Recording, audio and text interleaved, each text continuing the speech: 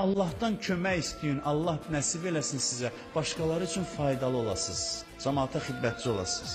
Fəqirlərə yardım göstərəsən, yetim uşaqlara yardım göstərəsən, imkanlı olan müminin siyahısı olsun, hər ayda getsin, baş çəksin, kömək eləsin. Əqidəsindən, imanından asılı olmayaraq. Hətta imansıza da, kafiri də İbrahim Peyğəmbər evində qonaq eləyir.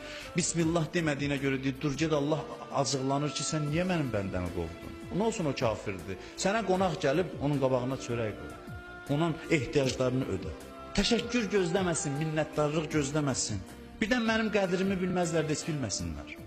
Birdən mənə çox sağ ol deməzlər, heç deməsinlər. Bəzən də mən yaxşılıq eləyəcəm, hələ məni pis də adlandıracaqlar, qoy adlandırsınlar. Ləzzəti bundadır, xoşluğu, gözəlliyi bundadır. İnsan Allah üçün bu işi görər. Bir insana yaxşılıq eləyirsən, əvəzində nankörlük görürsən, o özü cavab verəcək, şübhəsiz, o pis insandır. Amma sən bundan sevindin, bax burada mənim ixlasımı yoxlayır Allah.